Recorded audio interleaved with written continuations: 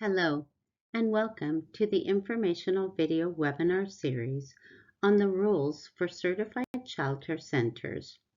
This is video number 12, covering center capacity, facility structure, and toilets, sinks, and bathing. My name is Jenny Souter. I work for the Childcare Licensing Division as a regional manager in the North Portland unit. The Childcare Licensing Division hopes that you will find these videos informative and supportive in learning about the new Certified Childcare Center rule set. During each video in the series, we will explain some of the key features and highlights of the Certified Center rules. Another new aspect is that the rules have been organized differently to help make information easier to find.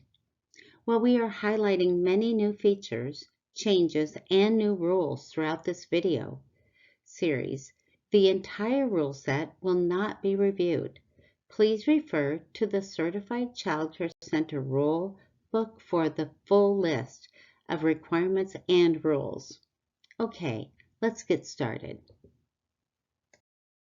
First, we will review center capacity.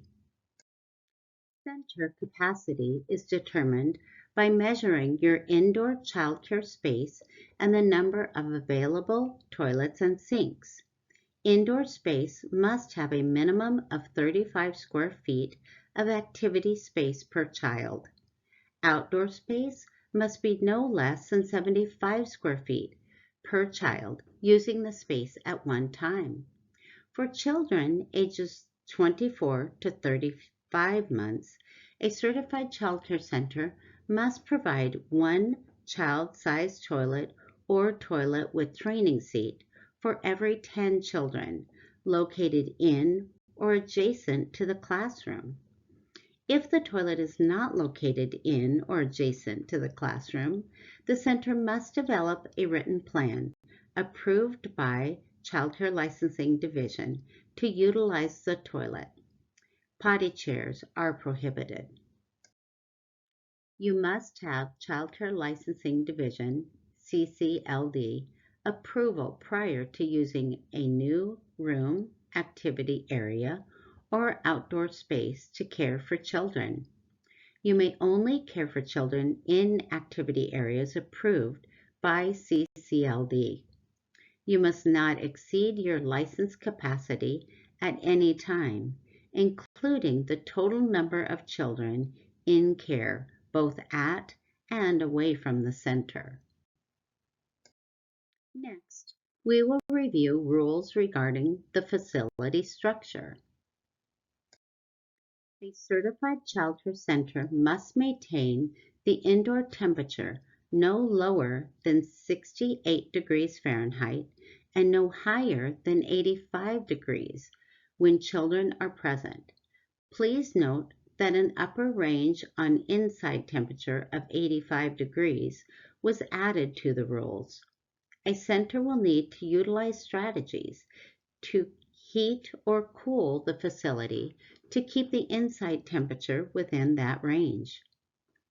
Portable electrical space heaters must be attended while in use and be off when unattended, have an automatic shut-off feature for tipping over and overheating, have protective covering to keep hands and objects away from the electrical heating element, bear the safety certification mark of a nationally recognized testing laboratory, be placed only on the floor, be properly vented as required for proper functioning, and be used according to the manufacturer's instructions. Carpets must not be used in food preparation areas and restrooms. A certified childcare center must provide protective barriers on indoor platforms and lofts more than 30 inches in height. Barriers or guardrails must be at least 36 inches in height and prevent children from crawling over or falling through the barrier or becoming entrapped.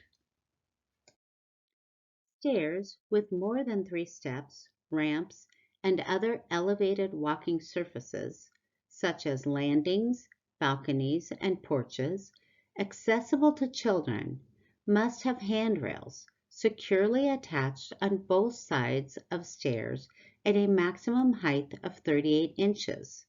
Stairs and steps leading to a platform, regardless of the height, must have handrails the children can reach or use rung ladders. A certified childcare center must have a secure barrier to prevent infants and toddlers access to platforms and stairways.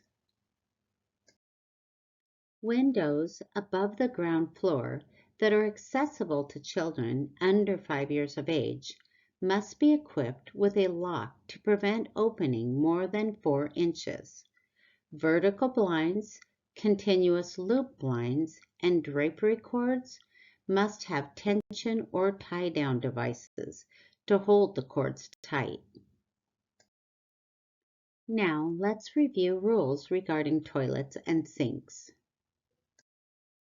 Staff and children shall wash their hands with soap and warm running water after using the toilet, after diaper changing, after assisting someone with toileting, before handling food, before and after eating, and before assisting with feeding. Hand sanitizer must be stored out of reach of children. Hand sanitizer shall not be used on children under 24 months of age. Application of hand sanitizer on older toddlers and preschool-age children must be supervised by an adult. When hand washing is not possible but required, such as field trips and on the playground, moist towelettes and hand sanitizer with alcohol content between 60 and 95% shall be used together. For children who are not able to wash their own hands, such as young infants, staff may wash children's hands with a single-use cloth rather than under running water.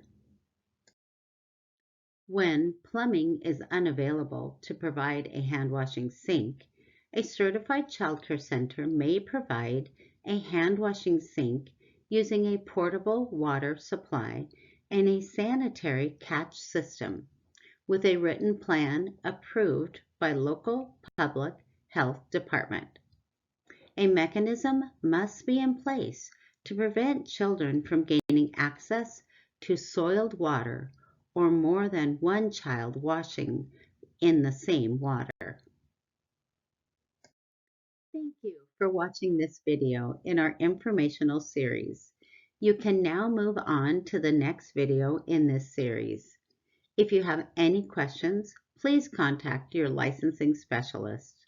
For more information, visit our website at www.oregon.gov/DELC.